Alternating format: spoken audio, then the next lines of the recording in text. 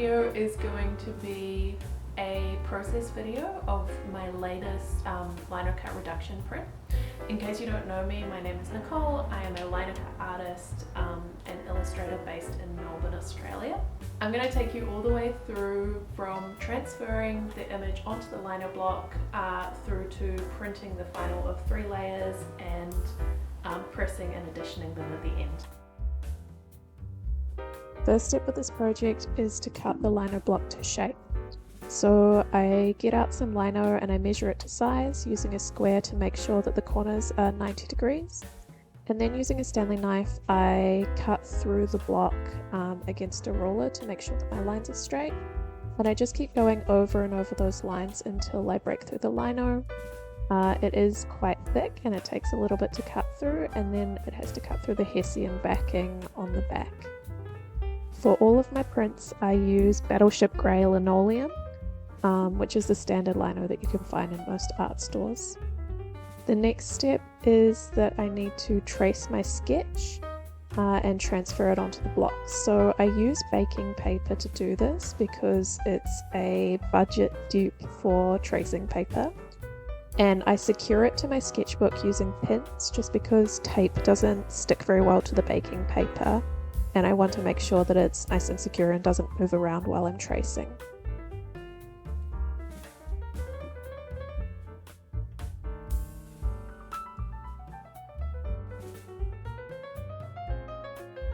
I trace the sketch using an HB pencil. I found that this is the best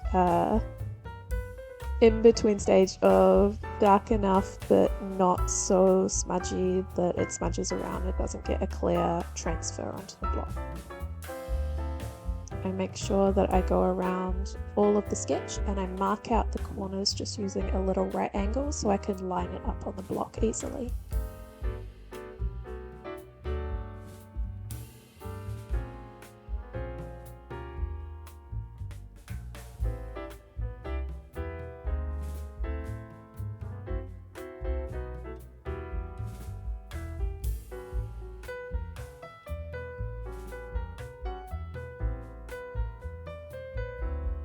Once I'm done tracing the image onto the baking paper, I then attach it to my lino block using some clips, and I rub against the back of the baking paper using my bone folder to transfer the image.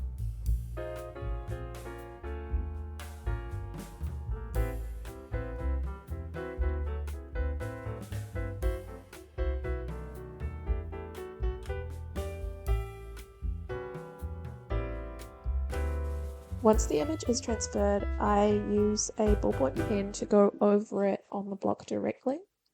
And I keep my sketch there just to make sure that I'm going over the lines in a way that I like.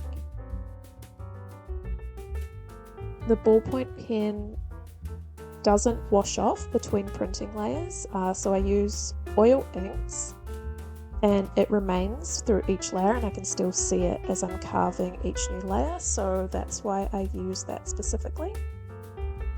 Once I'm done with the ballpoint pen, I then often mark out the specific layer that I'm carving now. So the first layer I'm carving away will be white, it will just be plain paper with no ink. So I use a white pencil to mark out this layer and what I'm carving now.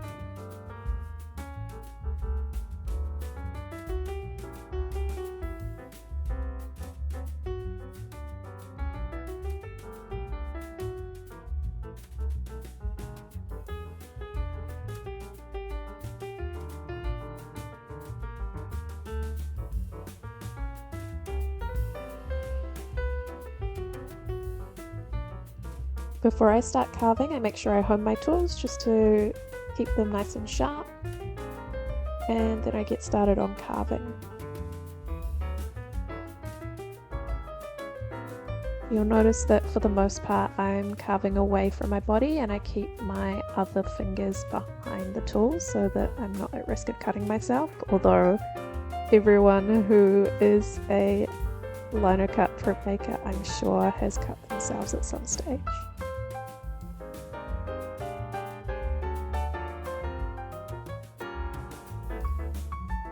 I use this big flat U gouge to carve away bigger areas of the linocut print, and you'll notice that I use my much smaller U-shaped tool or the V-shaped tool to do finer details.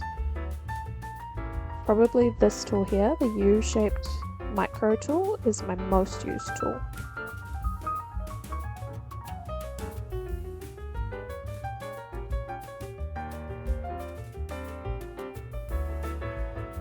Sometimes when I'm carving, I find that my eyes get so sore and dry from not blinking enough because I feel like I have to keep my eyes open the whole time to see exactly what I'm doing. So when my eyes get tired, I put on some magnifying glasses just so I can see a little bit better.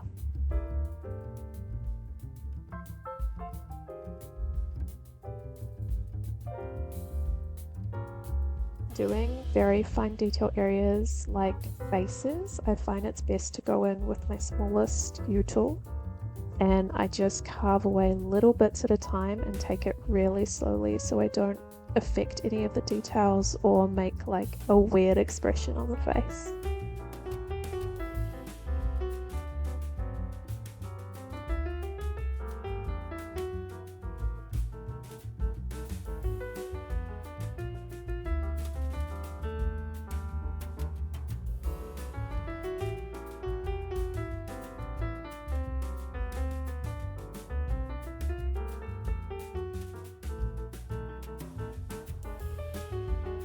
Okay, this is the block, it's about halfway done.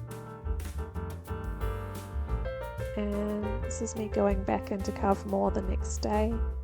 This particular day was really dark and gloomy, so I got out my ring light just to illuminate it a little bit better so I could see what I was doing.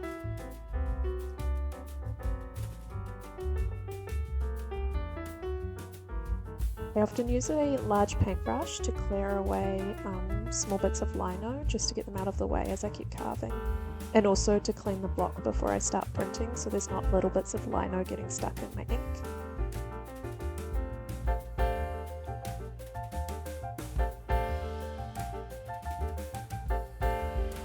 And this is onto the printing stage, so I mixed up this green colour from the inks that I have, and I roll it onto the block using thin layers.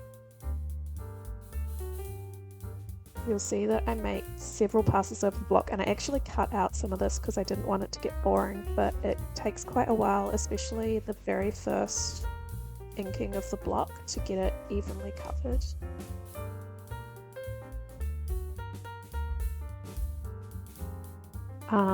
This paper is a really thick 200 GSM watercolor paper, so before I print each layer I soak it in water, and then I dry it using a towel and a paper towel to make sure that the surface isn't wet, but the paper is dampened. And you'll see when I take it off, you can kind of see it's embossed into the paper, just because it is wet, so that it does take on the shape of the block underneath. Once I've pressed it using my printing press, I go over with a glass just to make sure I get any final detail, and I take out any of those white speckles, and it's evenly printed, and that's layer 1. So a few days later I carve into the block again, and I'm carving away all of the bits that are going to stay that greenish shade that I printed.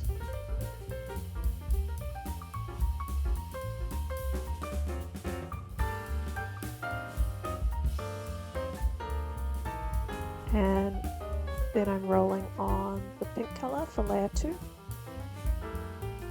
For this layer I didn't actually print the whole of the block pink. I just selected the areas that I wanted to stay pink and purposefully avoided some of the other areas. For example, the face on the figure, I made sure that no ink went on that, just to save me any registration hassles later on.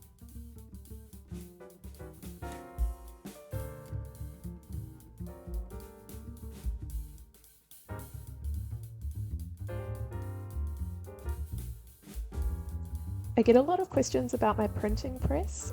It is a custom printing press that my partner built for me.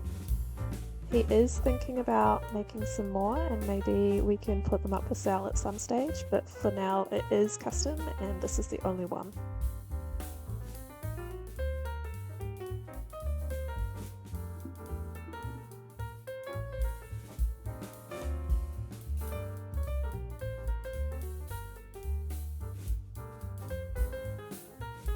The felt that I use in my printing press, it makes sure the pressure is applied evenly over the block, and it also enables that embossing that allows the paper to get into all the cracks and crevices.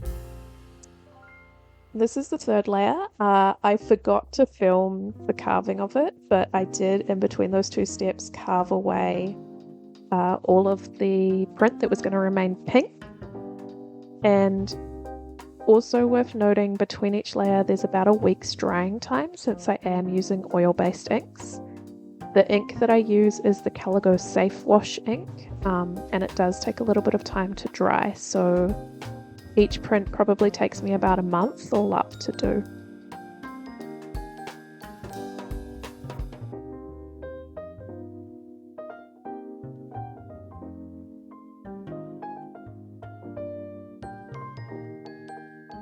If I get any ink on the surrounding area of the block, I make sure that I put some masking tape on it to cover it up because I don't want any of the ink going on the paper surrounding the print.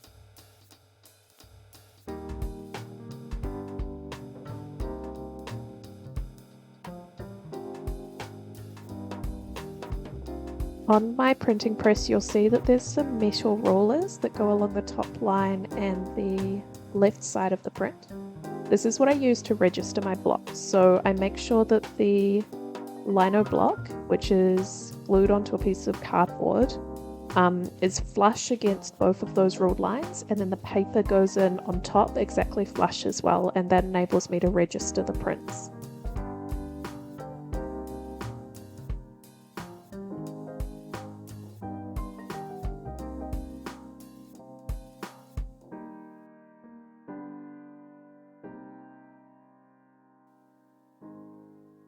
With the final black layer, I take extra care to make sure that the ink has transferred properly because I don't want it to be opaque or have any white speckling in it. I want to make sure that it's a nice bold black color that covers the other layers properly. So sometimes I'll lift up the edges of the paper just to check it, and then I will add extra black ink if I need to.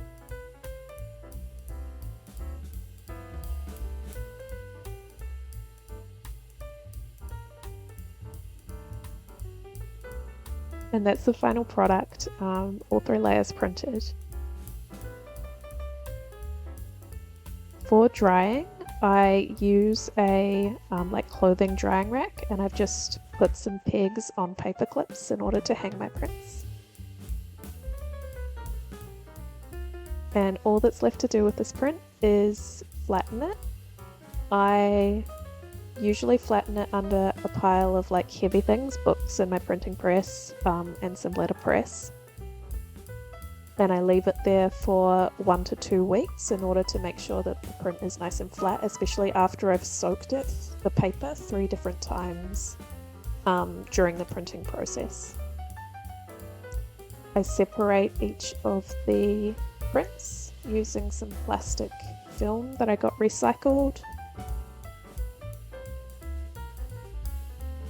And after that, I just mark each print with its edition number, and I sign each print on the right hand corner. Okay, so that's the full process all the way through from transferring my sketch onto the block to 3 layers of printing and editioning. If you enjoyed this video, please give it a thumbs up. And if you would like to see more printmaking content, you can subscribe to my channel. I put up new videos every week. If you like this print, it is going live on my website today, the day that this video goes live, so you will find it on my website. The link is in the description. Thank you so much for joining me. I really appreciate you spending time with me in my studio.